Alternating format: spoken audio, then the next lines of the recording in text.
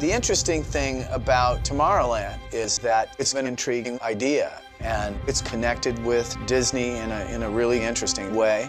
In our modern world, everywhere we look, we see the influence science has upon our daily lives. Many of the things that seem impossible now will become realities tomorrow.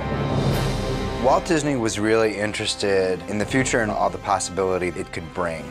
It completely and totally fired up his creative imagination. A beautiful tomorrow, just a dream away. That says we're going places. There's progress ahead. A lot of this circles around who Walt Disney really was. He looked at the future with some idea that there's some hope and some positive outcome. He came up with systems that would make people work together better, optimizing the human race. Walt Disney was always playing with something, you know, whether it was animatronics or mass transportation, the monorail. Urban planning, too, is his idea of what the world could be like. Experimental, prototype, community of tomorrow. I think he thought the best way to do that was not to preach about it, but to do it. There's a lot of similarities between the last project he was working on, the Epcot Center, and Tomorrowland, which was this utopian version of what we at our best could be. Since I was a little kid, Tomorrowland has not always felt traditionally science fiction to me.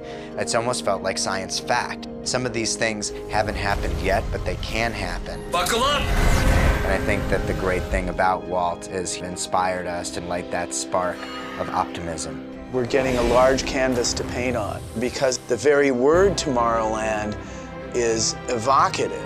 It evokes play and it evokes promise, freshness, you know, something that's unknown that's about to be here. A place where people actually live a life they can't find anywhere else in the world. Rated PG.